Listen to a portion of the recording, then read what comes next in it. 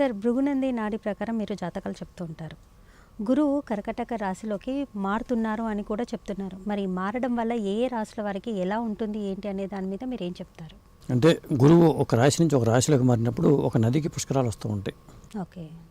ఇప్పుడు ఏంటంటే కర్కాటక రాశిలోకి మారుతున్నాడు. అది ఎప్పుడు జూన్ 2వ తారీఖు మంగళవారం నాడు ఉదయం 6:30 కర్కాటక రాశిలోకి మారుతున్నాడు. అంటే కర్కాటక రాశిలోకి మారడానికి ఒక ప్రత్యేకత ఉందనుకోవాలి. ఆ ప్రత్యేకత ఏంటంటే గురువు ఒక రాశిలో ఒక సంవత్సరం పాటు ఉంటాడని చెప్తూ ఉంటాం సాధారణంగా. ఓకే. అంటే 12 రాశులు మారడానికి 12 సంవత్సరాలు పడుతుంది. అంటే 12 సంవత్సరాల క్రితం గురువు కర్కాటక రాశిలోకి వచ్చాడని అనుకోవాలి. 12 ఏళ్ళు అయింది గురువు కర్కాటక రాశిలోకి వచ్చి. అంటే ఒక ప్రతి రాశిలోకి రావడానికి ఒక సంవత్సరం పడుతుంది. ఉంటాడు. ఆ సంవత్సరం పాటు ఒక రాశిలో ఉంటాడు. అంటే అతిచారం వల్ల ముందుకెళ్తాడు, ఒకరి నుంచి వెనక్కి రావడం ఏం జరుగుతూ ఉంటుంది. కర్కాటక రాశి కొన్ని ప్రత్యేకత ఏంటంటే కర్కాటక రాశి గురువుకి ఉచ్చ స్థానం. 12 రాశుల్లో సొంత స్థానాలు ఏమో మీనము, ధనుస్సు రాశి, సొంత ఇళ్ళు, ఓన్ హౌసెస్. ఇది స్ట్రాంగ్ హౌస్ కర్కాటకం అనేది.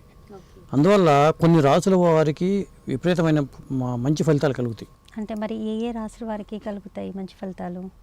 ఏ రాశుల వారికి అంటే గురువు తను 159 అని చెప్తూ ఉంటారు, కోణాలు అంటారు జ్యోతిష పరిభాషలో.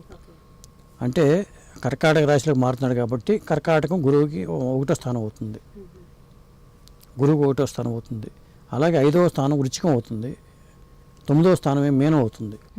అంటే తను అక్కడి నుంచి ఆయన చూపు కూడా 159 ఉంటాయి కాబట్టి దృష్టిలు ఉంటాయి గురువుకి.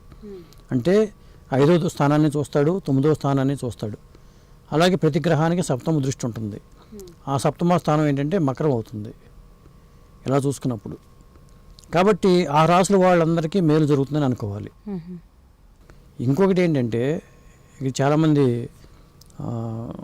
కీన్గా అబ్జర్వ్ చేయండి. ఎవరికైనా ఎవరి జాతకం అయినా నేనేమన్నాను, గురువు కర్కాటకంలో ఉంటే స్ట్రాంగ్ అని చెప్పా కదా.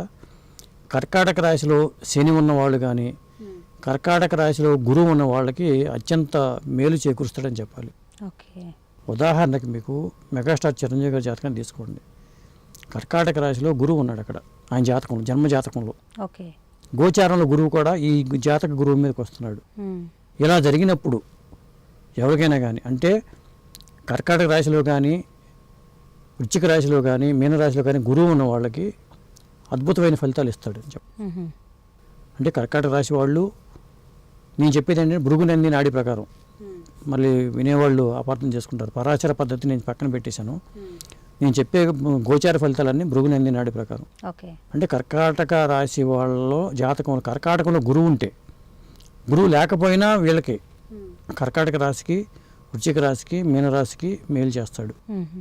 అలాగే గురువు ఒకవేళ అదే రాశిలో జన్మజాత చక్రంలో కూడా గురువు ఉన్నాడు అనుకోండి, కర్కాటక రాశిలో ఉచ్చ స్థానంలో అంటే మెగాస్టార్ చిరంజీవి గారి జాతకంలో గురువు ఉంటే ఉదాహరణకి చిరంజీవి గారికి కూడా చాలా మేలు చేసే సంవత్సరం చెప్పాల్సి వస్తుంది. ఆయనకి, ఆయన కుటుంబానికి. ఉదాహరణకి నేను చిరంజీవి గారు చెప్తున్నాను, జనగా అర్థం కావాలని చెప్తున్నాను. ఇప్పుడు ఉదాహరణకి నేను ఇందాక చిరంజీవి గారి జాతకం చెప్పాను కదా. చిరంజీవి గారి జాతకంలో గురువు కర్కాటక రాశిలో ఉన్నాడు. ఇప్పుడు గోచారంలో కేతు ఎక్కడున్నాడు, మీన రాశిలో ఉన్నాడు. అంటే 2.5 years ఒక రాశిలో శని ఉంటాడు, గురువు 1 year ఉంటాడు. ఆల్రెడీ శని వచ్చి ఈ జన్మ జాతక గురువుతో, చిరంజీవి గారి జాతకంలో జన్మ జాతక గురువుతో కనెక్ట్ అయి ఉన్నాడు. దాంతోపాటు గోచారంలో గురువు కూడా ఈ జన్మ గురువుతో కనెక్ట్ అవుతున్నాడు. అక్కడ శని ఉన్నాడు. అంటే డబుల్ గురువు శని. ఓకే. అంటే ప్రొఫెషన్ పరంగా చాలా అత్యున్నతమైన ఫలితాలు అనుభవిస్తారు ఈ జాతకులు అని చెప్పాల్సి వస్తుంది. ఇక్కడ ఆయన సినిమాలు హిట్ అవుతాయా లేదా ఫట్ అవుతాయా అలా చెప్పడం కాదు. ఉదాహరణగా నేను చెప్పింది ఏంటంటే చాలామంది వాళ్ళ జాతక చక్రాలు చూసుకుని పక్కన పెట్టుకుని చూసుకుంటే ఈ ఫలితాలు ఉంటాయి. ఇంకా మంచి ఫలితాల పరంగా చూసుకుంటే గురువు నేను 159 ఎందుకంటానంటే ఒకే దిక్కుకు సంబంధించిన రాశులు అవి అంటారు.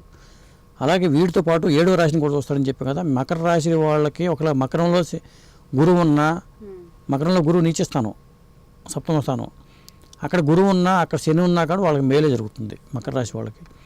అలాగే అంటే 50% ఫలితాన్ని కనిపిస్తుంది ఇక్కడ. ఎందుకంటే 159లో ఉంటేనే 100% ఫలితాలు ఇస్తాడు. సప్తమ స్థానంలో ఉంటే 50% ఫలితాలు ఇస్తాడు. అలాగే 2-12 స్థానాలు అంటే కర్కాటకానికి 12వ స్థానం మిథునం అవుతుంది, కర్కాటకానికి 2వ స్థానం సింహరాశి అవుతుంది. ఇక్కడ ఉన్నప్పుడు 75% బలం ఉంటుంది. అంటే నేను చెప్పేది ఏంటంటే ఫస్ట్ ప్రయారిటీ మనం కర్కాటకం వాళ్ళకి, వృశ్చికం వాళ్ళకి, మీనం వాళ్ళకి మంచి ఫలితాలు ఉంటాయి. అలాగే మకరం వాళ్ళకి ఉంటాయి. మ్మ్. అలాగే తర్వాత మాత్రం లాభ పొందే రాసుల వాళ్ళు మిథునం వాళ్ళు ఉంటారు, సింహరాశి వాళ్ళు ఉంటారు అనేది నా ఉద్దేశం. అంటే ఒక 6 రాసుల వారికి అయితే దాదాపు 6 రాసుల వాళ్ళకి మేలు జరుగుతుంది బాగా. ఇప్పుడు పరాశర పద్ధతులు చెప్పేది ఏంటంటే సువర్ణమూర్తి, తామ్రమూర్తి, లోహమూర్తి అని చెప్తూ ఉంటారు. ఆ విశ్లేషణ నేను జోలికి పోవట్లా. మ్మ్. ఎందుకంటే పరాశరలో నిష్ణాతులు కొంతమంది మన వీడియో చూస్తూ ఉంటారు కాబట్టి మనం తప్పుగా అర్థం చేసుకునే అవకాశాలు ఉంటాయి. ఓకే. అందుకోసం ఆ వివరణ ఇవ్వాల్సి వస్తుంది నేను. మ్మ్. సార్ మరి గురువు ఏమేమి ఇస్తారు సార్ ఈ రాసుల వారికి? అంటే నేను ముందుగానే చెప్పాను, గురువు ధనాన్ని ఇస్తాడు, సంపదనిస్తాడు, జ్ఞానాన్ని ఇస్తాడు, ఆధ్యాత్మిక మార్గాన్ని చూపిస్తాడని చెప్తున్నాం. ఇప్పుడు కర్కాటక రాశిలో గురువు వెళ్తున్నప్పుడు కర్కాటక రాశి వాళ్ళు ఎవరైనా ఉన్నారనుకోండి, అంటే చంద్రుడు కర్కాటక రాశిలో ఉన్నవాళ్ళు కర్కాటక రాశి వాళ్ళు అంటారు. ఓకే. అలా ఉన్న వాళ్ళకి తీర్థయాత్రలు ఎక్కువ చేసే అవకాశాలు ఉంటాయి. మ్మ్. గురువు ఆ రాశిలోకి వస్తున్నాడు కాబట్టి మూన్ అంటే మూవ్ చేస్తూ ఉంటాడు, తీర్థయాత్రలు చేస్తూ ఉంటారు, లేకపోతే ఇల్లు మారటం కానీ దూర ప్రాంతాలకు వెళ్ళటం కానీ ఇవి జరుగుతూ ఉంటాయి జనరల్గా కర్కాటక రాశి వాళ్ళ విషయంలో. అలాగే గురువు ఇచ్చేదంటే సంతానకారకుడు అంటారు గురువుని. సంతానాన్ని, జ్ఞానాన్ని, అంటే విద్య అంటే జ్ఞానమే కాబట్టి అవి కూడా ఇస్తాడు. అలాగే సప్తమ స్థానంలో శుక్రుడు ఉన్నాడు అనుకోండి, సపోజు కర్కాటక రాశిలో జన్మజాత చక్రం శుక్రుడు ఉంటే, లేకపోతే వృశ్చిక రాశిలో శుక్రుడు ఉన్నా, మీన రాశిలో శుక్రుడు ఉన్నా వివాహం కాని వాళ్ళకి వివాహం అవుతుంది ఆయా రాశుల వాళ్ళకి. ఓకే. అని చెప్పచ్చు. కర్కాటక రాశిలో గురువు మార్పు వల్ల, రేపు జరగబోయే మార్పు వల్ల చాలామంది జీవితాల్లో చాలా రకాలైన మార్పులు రాబోతున్నాయి. అంటే ఎక్కువ మార్పులు మంచిగా జరుగుతాయి. 12 సంవత్సరాలకు ఒకసారి వచ్చే యోగం ఇది. మళ్ళీ 12 ఏళ్ళకి కానీ కర్కాటక రాశిలో గురువు రాడు. మళ్ళీ అక్టోబర్ నెలాఖరు వరకు కూడా కర్కాటక రాశిలో ఉంటాడు. అతిచారం వల్ల సింహరాశిలోకి వెళ్తాడు. వెళ్ళినా మళ్ళీ వెనక్కి వచ్చేస్తాడు. అది వెనక్కి ఇచ్చినా వక్రించినా ఇవన్నీ కూడా గురువుకి సంబంధించిన గమనాలు అంటారు వీటిని. ఓకే. అట్లా. ఓకే. Thank you sir. నమస్తే అండి.